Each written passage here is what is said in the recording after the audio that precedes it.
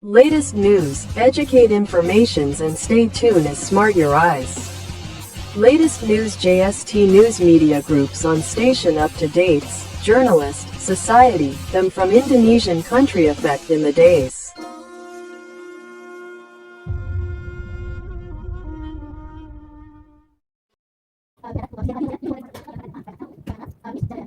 Terus kurikulum ini kan harusnya terbuka, ya kami bisa dapatkan SOP dan aturan itu juga ada dan terbuka. Kenapa SOP kami minta?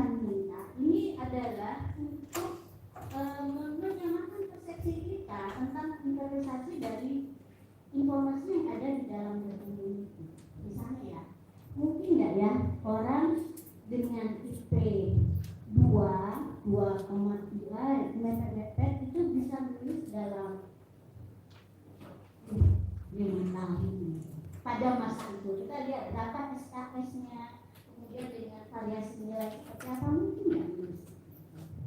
Saya mohon kalau opini dikurangi, jadi kita bahas yang bisa menambah bobot fakta persidangan. Jadi ada SOP ini menurut saya semua terbuka, tetapi saya merasa aneh BN menyatakan ini tidak bisa, ya paling tidak dalam bentuk dokumen yang diaslikan itu harusnya ada. Saya karena yang paling penting itu nanti begini Bu. Jadi kami kan walaupun UGM tadi menyebutkan salinan ijazah itu tertutup, tapi kan kami sudah mendapatkan dari KPU Pusat, KPU Jakarta dan Sumut. Nah, tapi salinan itu ditutup, termasuk stempel legalisasinya, kapan legalisasinya, dan yang paling aneh juga UGM kok bisa beda warna, ada yang satu merah, yang satu biru. Nah, itu kan penting bagi UGM. Kalau UGM masih merasa ijazah itu tertutup, menurut saya agak menyulitkan. Dan kenapa UGM itu posisinya penting? Bukan hanya verifikator. Karena kalau UGM juga memeriksa salinan dokumen yang sudah kami dapatkan dari KPU Pusat dan seluruh itu, dan yang ternyata ditutup itu, kan kalau memang niatnya untuk membuka informasi jadi ketahuan, asli, palsu. Nah, itu harus jadi UGM jangan hanya menganggap ini jadi verifikator. Dan kami tetap ingin ditegaskan lagi supaya dicatat juga karena di media apa yang UGM masih mengontrol bahwa dari 20 dokumen yang kami minta itu yang tertutup.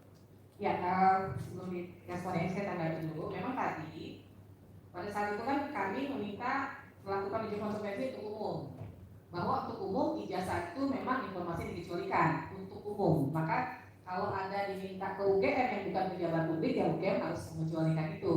Tapi tadi kan saya juga mempertanyakan, ini tidak ada nih klausal untuk pejabat publik. Kalau untuk pejabat publik bagaimana nih? Gitu, ternyata tidak ada dibuat di uji konsekuensi ini. Ya, sehingga tidak ada kekhususan untuk pejabat publik. Itu gimana nih sifat ijazahnya, itu yang kemudian akan kita pertanyakan, tadi majelis pertanyakan. Tapi nanti akan menjadi pertimbangan majelis dalam hal memutus. Ya, sejauh mana untuk pejabat publik itu bisa diakses. Ya, silakan ada lagi yang direspon. Ya. Saya sedikit saja ya, ini agak teknis bahwa kita kembali ke belakang saat tidak ada dari majelis. Poin pertama, saya menunjukkan selain dari Mas Lukas untuk saya sampaikan, apa sih sebenarnya pertimbangan yang keluar dari para pakar atau para yang melakukan uji konsekuensi sampai kemudian menyatakan itu bukan. Itu penting karena dasarnya untuk menyatakan tertutup dan terbuka kan dibacakan semua. Yang pertama. Yang kedua, Bapak Ibu sekalian, sebenarnya apa yang dikecualikan itu sudah ada dan itu sudah ada di publik. Tapi apakah itu benar atau tidak, itu harus dibuktikan oleh UGM yang memiliki itu. Misalnya di publik, saya sekali karena kemudian UGM menyatakan tertutup, dikecualikan soal IPK. Bukankah rektor secara publik sudah membuat pernyataan IPK-nya Jokowi itu cuma 2,5 lebih sedikit? Itu angka. Lalu kemudian tiba-tiba sekarang menyatakan tertutup. Apakah pernyataan Contoh sederhana saja gitu ya. Terus yang kedua, kenapa kami kemudian mempertanyakan soal KMS? Ini penting. Karena sekali lagi, yang ada di kami ini adalah tidak otomatis menyatakan dia palsu, sekaligus juga tentu tidak menyatakan asli. Karena proses itu bisa saja barangnya ada, tapi prosesnya menuju ke sana tidak ada. Maka menjadi penting kami adalah KMS-nya, mata kuliahnya, karena dulu sudah saya jelaskan Pak, sekian persen nilainya D, maka dia hanya bisa mengambil sekian mata kuliah. Saya berpedoman pada penjelasan rektor, IPK-nya hanya 2,5 sekian. Artinya jumlah mata kuliah tidak bisa 24 SKS. Kalau kita masih skripsi itu di 83 kan bukan SKS itu. Jadi ini yang menurut saya tidak kemudian tercerai-berai, ada musababnya, ada tujuannya, kemudian menjadi penting ya. Itu yang ini.